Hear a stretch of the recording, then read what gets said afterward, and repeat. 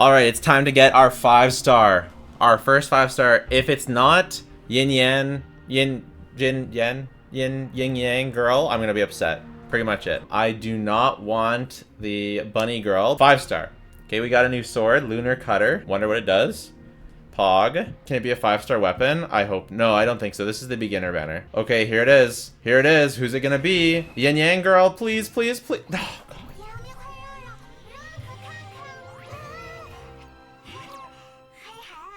I've been grinding Wuthering Waves for about 6 to 6.5 hours now to get the most comprehensive early and just starting into mid-game review and analysis that I possibly could. So let's talk about whether or not this game can go toe-to-toe with Genshin, or if it's a different game entirely and they shouldn't be compared. We'll talk about the gacha rates, the gameplay, the story, the visuals, and my current plans for whether I'm gonna cover this game or not. Wuthering Waves is a gacha JRPG? I don't know, RPG for sure. Obviously, character collector. Each character has an element. Each character has a weapon. There's 4-star and 5-star rarities. Each character has an artifact system, which is one of the coolest parts of the game that we'll talk later, that compose of monsters and beasts that you collect from the open world and in domains. And they also add unique gameplay depending on which you equip. There's of course a talent system, which we haven't dug into as we're still in the early mid-game. And of course, the usual Constellation gacha stuff. It is an open world game, so you are free to traverse the world, although it is, just like Genshin, a progressive story, so it's not like you're meant to go out and just do whatever you want and go wherever you want and kind of make your own path. There is a set story to follow, and you fight monsters in the open world, you do chests and quests in the open world, there's a resin system, waypoints, all the stuff that you'd expect after playing Genshin. In fact, I feel like if you've played Genshin before, you pretty much have a really good idea of what this game is like, because you know, just watch me walk around, it feels very similar. The controls feel mostly decent. I feel like the jump is a little bit janky. The run feels really good. You can run up walls, which is pretty cool. That wasn't really a run, but you can run up walls.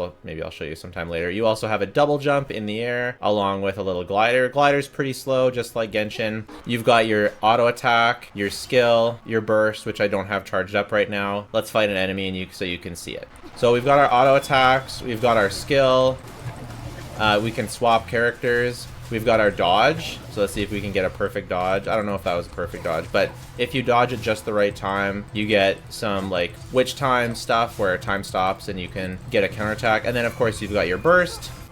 These are just the 4-star bursts, so even for a 4-star they look pretty good. You've also got special switching attacks, so you can get switching attacks, and we'll get into what I just did there. So this is, okay, I'll get into it right now. After you defeat a monster, there is some sort of chance that the monsters will be collectible for you. And when you collect them, not only can you equip them to your character as artifacts, and that's where you get artifacts from, either from the open world or from I think domains, which I haven't fought yet, but you will also be able to, okay, here we can absorb this big guy. But you can also use them. You can transform into them in the middle of gameplay. So check this out. We transform into this guy who's a boss that I beat earlier in the game, and now I can summon and fight as him, which is just, in my opinion, an absolutely incredible point for this game, and it really is, in my opinion, the thing that makes this game stand out. The fact that I can turn into this guy, and this guy got some, you know, defensive utility. This one, it does some mashing. It transforms away really quickly right now because I'm not actually fighting with him, but when you're actually in battle, you stay as them for a couple seconds and you can fight as them, as you saw earlier. This is by far one of the coolest things, because not only does it give a really interesting and fun way to actually do the artifact system, it's another layer of customization, another layer of collection that doesn't necessarily require resin or the resin equivalent. Like, look at this guy, he's so cool. This is a boss that I beat, and after I beat him, I could catch him and add him to my team. It's just so awesome. I'm a massive fan. Not only that, you can get rare spawns to get shiny ones as well. I don't believe I have any shinies right now. I think, yeah, these two are exactly the same. Genshin. So that's really, really cool. These guys are your artifacts, so they're very important. They make up, you have one main slot that you get to transform into during battle and summon as. So like right here, I transform into that guy. And again, it lasts for longer if you're actually in combat. And then you have 4 that just make up your stats, and they can make set bonuses and stat bonuses, etc. These really are artifacts. They also have a main stat and they have substats as well. So mine, if you upgrade them enough, yeah, then they actually get substats, and you do have to roll into the substats as RNG. I won't discuss that today because I haven't gotten to that point in the game yet. That's more of a late game thing. I'm not confident that the substat rolls, I've seen some stuff online, and I'm not confident that it's going to be a whole lot better than what we're used to having in Genshin and Honkai Star Rail. I hope it could be better, but I'm not holding my breath. So the main gameplay loop seems to be, at least for the mid game, we're doing the main story, exploring the main quests, or the side quests, exploring the open world, collecting chests, doing some overworld puzzles, fighting some monsters. I find the overworld puzzles to be not that engaging, but they're not that bad. They're not bad either. I think I enjoy Genshin's puzzles a little bit more, but I feel like there's also just a lot of just fighting monsters that are guarding chests, which I prefer to any sort of puzzle. I prefer just to fight some monsters. I don't know if I've already mentioned, but you can also get shiny versions of these Pokemon. I haven't seen them, but that just adds another layer of collection, and that's really cool. Yeah, you can see as we're fighting these guys, you transform into them for a little longer. So, and then we can collect this guy, and then we can go look at his stat. So that's the main gameplay loop for the mid game. Oh, we can take a look at her ultimate. Personally, I'm not a massive fan of that ultimate, but we'll talk about that next, because what I want to talk about next is the characters. So I want to go through each category and break down my current rating on each category.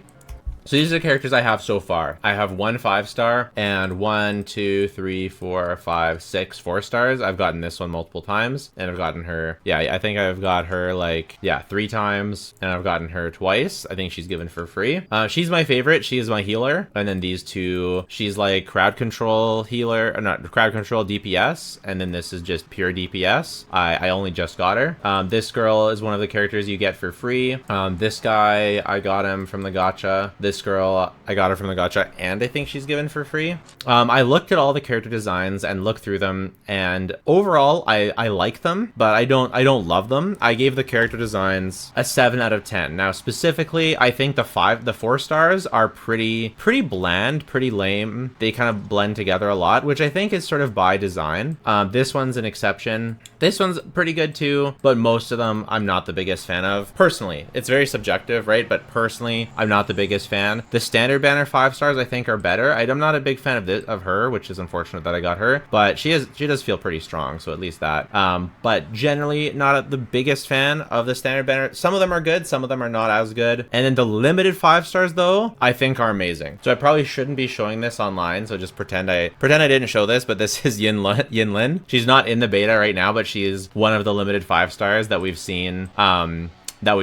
So pretend you didn't see that. And then the other one is obviously Jing Yuan. I know it's Jian. I know. I get it. But both of these limited 5 stars have excellent design. So I think that these two limited 5 stars are 10 out of 10. I think they very intentionally made their 4-star designs not as good, in my opinion. Like, I think they're really trying to toe the line of not making them look too good so that they can save their best designs for the limited 5 stars. Because I think that the limited 5 stars look amazing. What I was on stream, people were asking me, like, compared to Genshin, because if you think about it, right, limited 5 stars, like, you can't come out swinging with all your best designs on the 4 stars and the standard banner 5 stars. That's just not a good idea. You need to have some good designs, some decent designs, some maybe even really great designs, but not all of them. So they're very clearly, in my mind, saving the best designs for the limited 5 stars. And compared to Genshin's launch, so this is a Genshin 1.0 tier list, and I'm not showing you to show the tier list part of it, just to look at the reminder of what character designs were in the game. I feel like they identify themselves and their personality much more by the splash art than Wuthering Waves does. Like, I feel like especially the 4 stars look way, way, way better in Genshin than they do in Wuthering Waves. And the standard banner 5 stars, you know, Mona, Kaching, both Diluc, all look really, really good. But like the first 2 limited characters like Venti and Klee, they are great designs, but they're not like super insane. Like, I would personally argue that Yinlin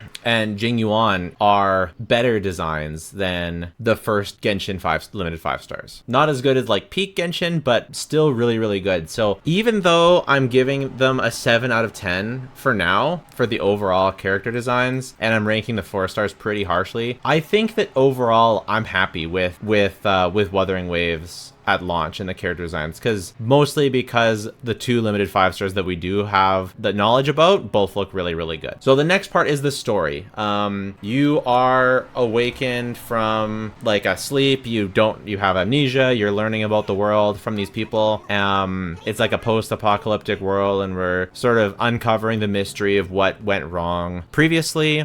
And there's sort of these 2 forces that are going against each other to try and, use you and to use the other power to, save the world, whatever. That's kind of the setup. And without any spoilers, of course. So I don't like the story all that much. I am unfortunately not a big fan of it, really at all so far. I found the beginning very, very, very, very dialogue heavy, and there wasn't a skip button through all that really heavy dialogue stuff. I think there is a skip button at some point, but in the beginning there isn't, and the dialogue is really heavy and really kind of boring and like very exposition heavy and very lore dump heavy. And so far, I'm personally just not intrigued at all by the story, which is too bad. I think that the lore is interesting. I think that maybe not at all. I'm a little bit intrigued to see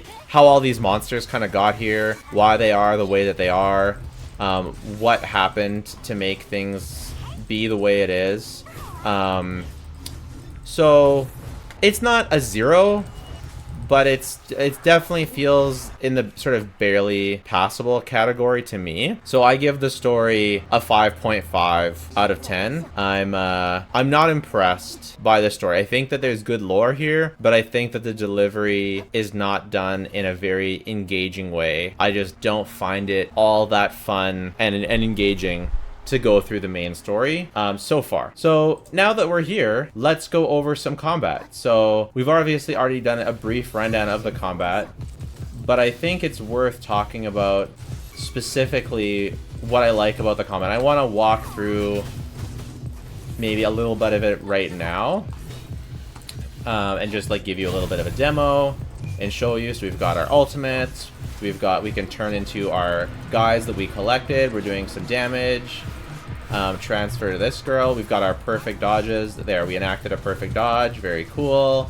You can also jump, attack from the air, plunge down.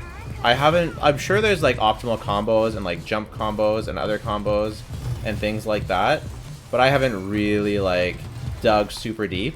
A lot of the story and the difficulty in the beginning is pretty much a joke. Like, I'm not that great at this game. Like, truly, I'm not that great at this game. This guy's sick. I'm excited to have this guy.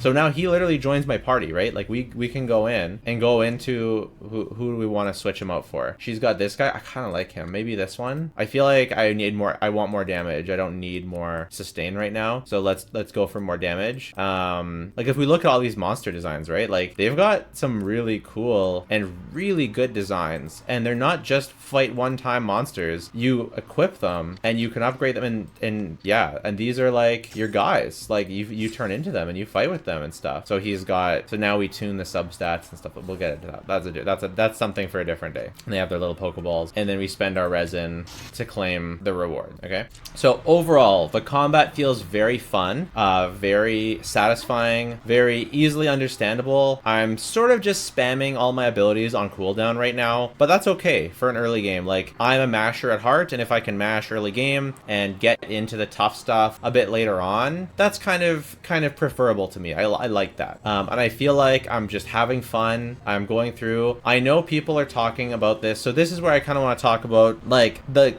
versus Genshin talk. Like, people want this to be like a more hardcore Genshin, and I think it definitely could turn into that. In the beginning though, they just want to almost make this as much like Genshin as possible. It's mashy. The early game of Genshin is mashy. Like, yes, there's trickier combat stuff potential, but you don't need to use that in any of the story that's in the beta. I think I've finished the main story in the beta, and none of that is necessary to learn to beat the main story. You can just mash to win. And on top of that, like I said, the dialogue is bloated, just like in Genshin.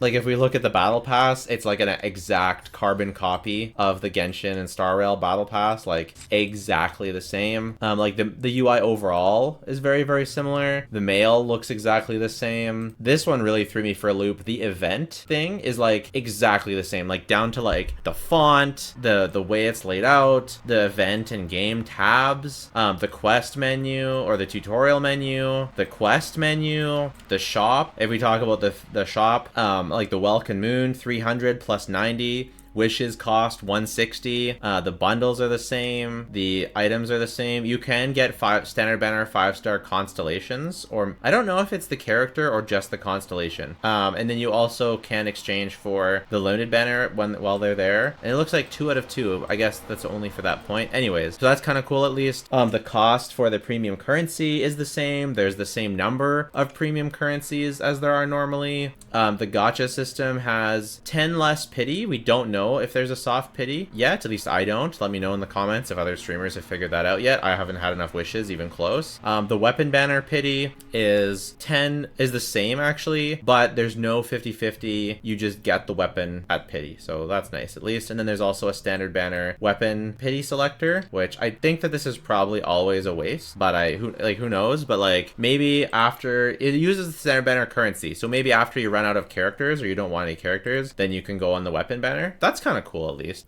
There was a beginner banner where after, I don't know, like 40 wishes, something like that, you got one of the standard banner characters. So then it was discounted. So that was nice. So overall it feels like almost the same, but slightly more generous than Genshin. The rewards overall have felt okay. Like, I've played a fair bit and I've gotten 1 standard banner 5 stars and I'm nowhere close to pity on the limited banner. So feels okay, I guess, but not good by any means, like not great, but maybe it's fine. This character layout also feels very similar to Genshin. So anyone who tells me not to compare this to Genshin, it's like, to me, it almost looks like they did their best to make you think that this was a Hoyoverse game. A lot of people in chat were asking me if this was a Hoyoverse. I can see why. It looks just like a Hoyoverse game, like right down to the menu and everything, which I would prefer that they didn't. It kind of makes it feel like Genshin at home. Like, if my best description of everything so far is that it feels like Genshin at home, because the world's maybe not quite as polished, the character models are not quite as polished. Like, if we go in here, for example, we look at this model and she's like jiggling, she's looking good, she's looking nice, but then we go out and it's kind of like, she kind of looks off, you know, like there's something like she looks like kind of fake, like a little bit plasticky, right? So like the quality overall is like good, but not like insane. So let's go to that next. Aesthetic. How do I find the aesthetic of this game? So visuals and music and sound design and visual design and just overall aesthetic. I think it is all right. And I think that it's not as interesting as I would like it to be, but it's not bad. So a lot of people are saying, oh, you know, you just don't want it to be dark and gritty and edgy. That's not true. When I went back into Genshin after playing this game, Genshin was almost jarringly saturated, and to the point where, like, depending on my mood, I might actually just prefer the slightly more drab and realistic aesthetic, because yeah, it's almost like, it almost felt like that the Genshin, like, oversaturation was almost like tiring on the eyes, whereas this is kind of a nice color palette. Now, as much as I like the color palette, the overall environments aren't that nice looking. Like, just look at this, right? It looks all right, but it doesn't give me any sense of wonder, any sense of wow. It just looks fine to me, right? Like, the flowers are sort of interspersed, and also, like, the enemies, I find they're generally very generic, very not very interesting. Not that big of a fan of most of the enemies, the human enemies anyways. Like this guy, both of these guys look extremely generic to me. The monsters are incredible, but the human enemies are very generic. So it's sort of like it's basically a mixed bag is the best I could say. Right? Like, it's not, nothing is horrible. Some things are good, some things are not as good. Man, this girl is kind of strong. And then here we open a chest, and you can see we get some stuff. We get 20 gems, which, you know, is quite a lot. There's a lot less chests, I feel, than in Genshin, so it's hard to say if it's, like, overall, if you get more currency from exploring than you do in Genshin. It's really hard to say. But just overall, I just feel like, you know, the environments look good, but not incredible. Not great. It feels like the monsters themselves and the combat got a lot more intention than the environments, which I think is overall for the best.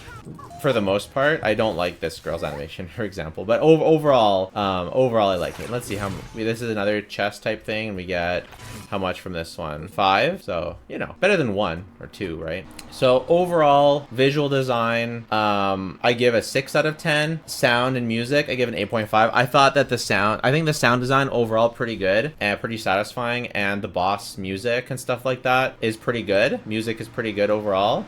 Exploration, I gave a 7.5. The reason why I gave exploration a 7.5 is because although I don't have that much fun exploring the world, I have a lot of fun capturing the Pokemon. Like, capturing these Pokemon and getting them together and learning their different abilities and figuring out which ones I want to use, and the fact that at any time I might see a shiny, I might get a rare stat, you can be productive and artifact farm in the open world. That's so sick. I love that so much, and so that brings the exploration up to 7.5. The end game loop, we don't know yet. Oh, I don't know yet anyways. The ongoing content, we have no idea. And so overall, I know that it maths out to something a little bit lower, but I weight things differently. So overall, I give the game a 7 out of 10 in its current state. And I would personally give Genshin something like an 8.5 out of 10, maybe a 9. It's hard to tell because where Genshin falls off is in the endgame loop and the ongoing content, whereas Genshin, these are like really, really strong. So I think that if this game can what this game needs to do is make really good on the very strong promises that it gives me in the early and mid game, that the combat will stay extremely fun, that the end game, because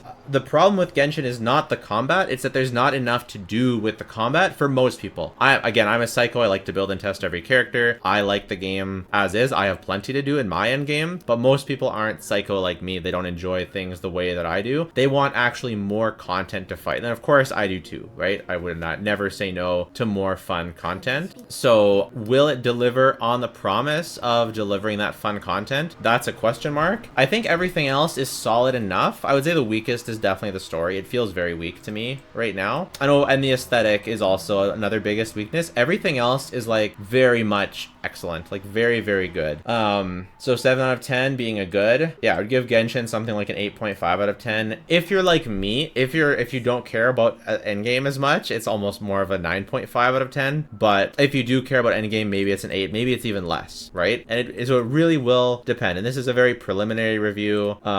It's all subject to change. I've just judged it with a high criteria, like I have a high bar. I'm not giving it any slack because it's in beta. Of course, I expect it to improve, but I just expect that to improve the score. I'm not going to adjust the score. Like, I'm not going to say, oh, I'm going to give the benefit of the doubt because it will improve. That will just adjust the final score. I will score it as if it was a game that I've played up to this point, and you know that it's a beta, so they will likely improve the game and the score will be higher because of that. But I'm not going to just artificially increase the score because it's a beta. I did want to touch on a couple other things, like the resin system. People are like, oh, there's 240 resin, that's way better. That's not necessarily better. Like, for example, the bosses cost 60 resin instead of 40 as they do in Genshin. So does that mean that, you know, it's worse system than Genshin? No, absolutely not. It just means that all of this stuff is very different. It's way too early to tell if their resin equivalent is more or less than what Genshin has, because we don't know how much resin it takes to build characters. We don't know how many days it takes to build characters. We don't know how much all the traces or the talents or whatever take to level up. Maybe there's more talents, maybe there's less, maybe they take more resources, maybe they take less. Maybe the money currency is more scarce, maybe it's more plentiful. Maybe because you can farm artifacts in the open world that makes it infinitely better. Maybe it doesn't because it's too hard to farm artifacts in the open world. That's not practical. Who knows? All that stuff we really can't know. We don't know how generous it is. We don't know how free to play friendly it is. None of this stuff can be known from anyone from just 2-3 days of playing. That's impossible. So you'll have to wait for my endgame review for when I unlock the endgame mode. I'm going to keep playing this. I'm going to keep grinding it until I'm blue in the face. Because it's fun. I'm having a good time. I'm enjoying the game. I'm having fun. Right. Do I think that it's going to put a dent in the Genshin Impact player base? It depends on how good the end game is. If the end game is really insane, I think that it will attract a lot of the hardcore Genshin players because the rest of the systems are good enough. If not, and they just cater to casual audience, I think it will fail. So it really lives or dies on whether or not it lives up to that hardcore promise, but I do think it has a lot of potential. So subscribe for more. I'll be posting more detailed content on my second channel as well, but I wanted to put this on my main channel so it gets max views because I think the game is good and I think that I want to talk about it. So I cover this game? Maybe. For sure I won't cover it on this channel, but I'll make a second or third channel to cover it when it comes out. We don't have a release date yet. Yeah, we don't have a release date yet, so we'll just have to wait and see. We'll just have to wait and see when it's going to come out. Is there going to be another beta? Is this the final beta? I have a feeling there's going to be another beta, but again, we'll have to wait and see. Let me know your thoughts. Take care. Bye for now.